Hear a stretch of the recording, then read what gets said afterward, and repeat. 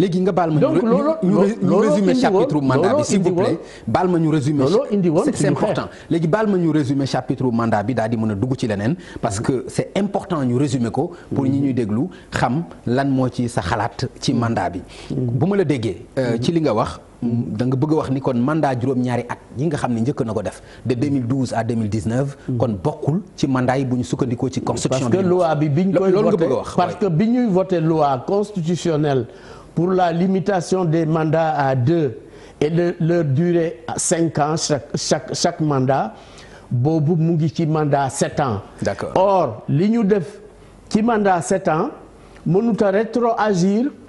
mënut a gestu ca ginnaaw. pour commencer ca loo xam ne booba loi bi taxawagul loi bu taxawee.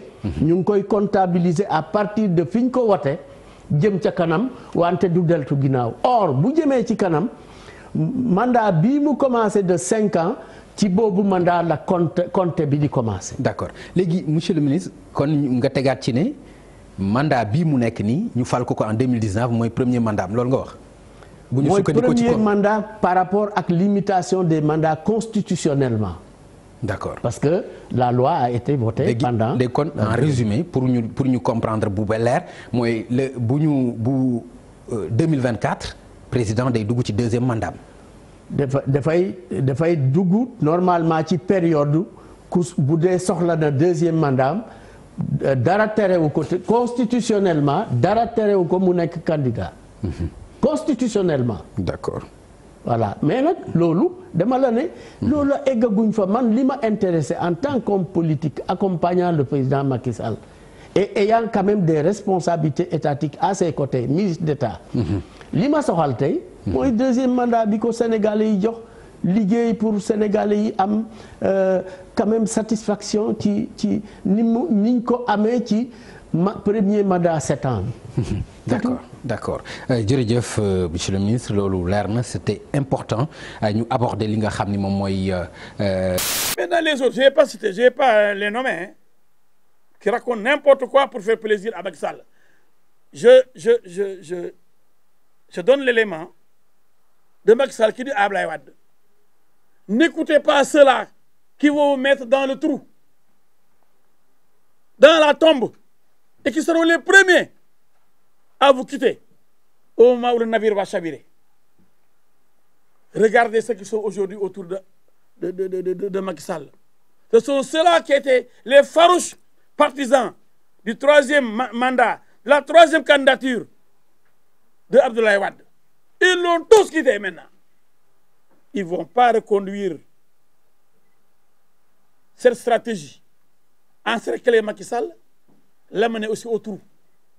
Lui avertissait Abdoulaye Wade. Et Macky est un homme averti. Et je sais pertinemment qu'il ne va pas accepter d'être sacrifié par une bande de mercenaires politiques. J'ai vu dans les réseaux sociaux. Lui-même dit, j'ai réglé le problème. Il dit, c'est moi qui ai écrit la Constitution. Je suis à mon premier mandat. Et des gens, comme au Sénégal, on aime interpréter. Oui, le mandat est de 5 ans. Ça, c'est la durée. Réduite de 7 à 5. Point à la ligne, ce n'est pas la même phrase. Nul, lui-même dit toutefois, nul ne peut obtenir plus de 2 mandats consécutifs. On ne parle plus de 5 ans, on parle de mandat seulement. Si on avait dit nul ne peut faire plus de 2 mandats de 5 ans consécutifs, là, il aurait commencé son premier mandat de 5 ans actuellement. On n'a jamais dit, et lui-même le sait, il le répète. Mais gars, on ne peut pas être plus royaliste que le roi. Le roi a dit, j'ai rédigé ma constitution. Et lui-même, ici, 2001, il est retourné jusqu'à 2001. Et il dit, depuis 2001, il a dit ça aux journalistes français, on a limité le mandat, les mandats à 2. Et quand il est venu, il a réaffirmé le principe, il a seulement réduit la durée. Qu'est-ce qui est donc change? Il lui-même le dit. Mais il y a tellement de je ne trouve même pas le terme. Les laudateurs, les griots, entre guillemets, du président, les yambars du président, hein, des esclaves du président, des gens qui n'ont aucune dignité. Mettez-moi dignité, s'il vous plaît. Pour continuer l'œuvre colossale de Macky Sall, il faut qu'un partisan de Macky Sall, quand même, se détache pour la pérennité de notre action, pour pérenniser l'action révolutionnaire de Macky Sall à la tête de ce pays. Nous avons besoin d'hommes et de femmes capables de continuer l'œuvre jusqu'en 2035 et même au-delà. Inch'Allah Rabbi. Parce que nag bu dëgg soxlaa fen dafay ñàkk. Yes bi su dee bu jotee ku dundu doo góor. ayca mécanicien yi ci xeex bi la ñu bokk. may leen ñu benn waxtu rek ci seen temps ngeen ànd ak ñun ba fële ndax li dal Guy Marius Sagna.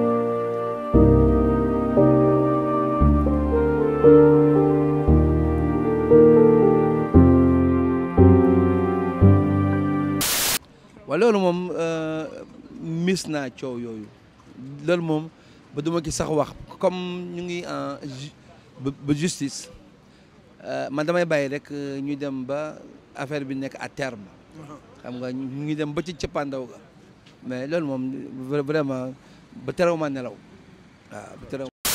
asalaamaaleykum Sénégal asalaamaaleykum yéen ñi nga xamante ni yéen a ngi seetaan vidéo bi et je crois que nag Mandiaye Seck kenn xamu ko sax ci yenn wax yi wala yenn coow yi et li may wax lenn kese la muy mu gàtt Wally Ballago Seck sama mag la di sama xarit di sama lépp nag et démb ci coulisses yi man ak moom dañu nuyonte foo kafre mu ne ma rakk sañse nga comprendre nga et mu dox topp avancé man ma dox topp ci ginnaaw nuyonte nañ maa ngi moom ci biti man ak Papa Thione aussi nuyonte nañ ci biti comprendre nga mais nag su ma duggee Papa Assane Ndiaye moo waral bés bi c'est normal ma ñëw jubal ci moom nuyu ko et nit ñi nag buñ ko gisee neneen li ma leen di ñaan rek mooy il faut arrêter parce que ñun ñoo bokk ndey ñoo bokk baay sama mag la et moom la yat bi daal moo jiitu ñun ay rakam ñu topp ci ginnaaw bu leen jaxasee bu leen wax lu ñaaw parce que ñun ñoo bokk ndey ñoo bokk baay merci beaucoup jaa ngeen jëf. waaw xanaa lu metti rek nee na metti na trop donc ku toll ni Mariane mën naa ne kër gu mu génn nit mënu ko bañ a yëg donc nekkoon na déjà rakk si ñun donc mu nekkoon koo xam ne aussi suñu wéttal la donc ñoo bokk ndey ak baay suñu frères yi yëpp ñu ngi fi mais defe naa daal Mariane bi mu fi jógee ba léegi wéetaay la fi bàyyi ndax metti na torop nga am rakk déjà mu nekk sa xarit nekk sa wéttal nekk sa complice tey ku mel noonu bu dëddoo faaw mu def effet ci yow donc loolu daal laa ne nit mënul expliquer lu mel noonu ba tax na yàlla rek lañ koy bàyyeel donc ñëw na daal def fi passage bu bref mais dañ ne sant yàlla daal ndax ma ne nga bokk ak nit donc bu jaar fi jaar bu jàll bu gàtt mu jóge fi kenn merew ko kenn jéppiwu ko donc mu nekk fi nekkaay bu rafet dundam gàtt na am na solo mais daal jóge bi mu fi jógee mu nekkoon lu metti suñu xol diis ñu mais dañu delloo lépp si yàlla xam ne moom moo ñu ko joxoon ana bi ñu ko joxoon bi ñu koy jox aussi tàgguwuñu donc buy jël aussi du yëgle donc noonu lañ ko jëlee rek lépp ànd ak philosophie ak taalibe xam ne borom bi moom yëfam donc ku moom yëfam nag buy jël du yëgle jëlee na ko si presque anam bi mu ko neexee mais ñun aussi ñu santee ko borom bi ndax nee na nekkinam rafet na ndax âge bi mu amoon dundam gàtt na gàtt goo xam ne par exemple ak âge bi mu amoon yàlla def na jotul sëy jotul am takkandeer donc ku mel noonu bu fi jógee dina metti mais mënoon a def comme ni ay moroom di def nekk ci yeneen anam mais yàlla dimbali woon na ko daal ba teeloon na xam li ko fi indi ba tax na nekkin nam jaar na fi ba jàll mais rafet na sante nañ ko yàlla bu baax mais ñu sante aussi suñuy waajur ndax nee naa Mariane ku ne boo ko xoolee sax yaram ak tegginam ngay njëkk a seetlu ci moom te loolu ay waajuram def ci moom la donc yàlla baaxee woon nañu waajur bu jigéen bu amoon dal bu amoon diine mais ku nangu woon sonn ci waajur si njabootam sante ko aussi suñu waajur bu góor parce que tey ji ki la sàkkal yaay ju baax defe naa kooku desaloo ko fay donc ñun dañuy delluwaat ngërëm li suñu pap ndax moo waral loolu yëpp si gàttal daal Mariane def na fi li mu fi waroon def mais góorgóorlu na li muy doon ndaw ba am ngërëmal waajur. ndaw soosu Diallo ci tudd gu mu doon tudd Cheikh Ibra te jotewul ak Cheikh Ibra dara du ci menn mbokkam moo xam ne mii ni laale na ak Cheikh Ibra ci lenn du ci wàllu bokk du ci taalibe du ci dara sa kàddu yooyu nga yëkkati nag dégtal ko ñu ngi koy xamal ni sëriñ bi ci boppam wax na ni moom daanaka moo bu maroon a toog di wax mooy wax moo tax mu yebal rakkam ji mu di ko waxal li ñu koy xamal nag mooy su fekkente ni bii nii soxla na ci bakkanam dara Cheikh Ibra moom na ko teg fi suuf ndax Cheikh Ibra du moroomam muy dox di këllëkëlee ak a wax lu ko neex kàccim yi muy kàcci na ko jëmale ca xaj Cheikh Ibra Fall doonul moroomam moo xam ni moom lay këllëkëlee duñu ko nangu nag nun ndax nun moom li nu xam mooy fas yéene jëflanteeg moom rek suñu déggatee kàddu goo xam ne gi ni bàyyi ko na ci ndaw soosu Diallo jëm si ci Cheikh Ibra Fall mu tudd ko ah dana gis lu ko naqari de noonu nag jekk nañu moom loolu daal mooy kàddu yi nga xam ne dama ko ci doon sànni pour mu xam ni njabootu Cheikh Ibra Fall gépp jekk nañu ci jëm si ci kawam ci bu ñu déggatee kàddu yu mu yëkkati jëmale ko ci maam Cheikh Ibra Fall loolu daal lañu bëggoon soxna soosu Diallo xam loolu yi soxna si ba koy wax sax du soxna xaj boobu Diallo laa war a wax ndax du soxna day tedd doon nit ku yiw ñu door lay mën a tudde soxna waaye ku yiwul teddoo ab xaj rek nga asalaamaaleykum wa rahmatulah.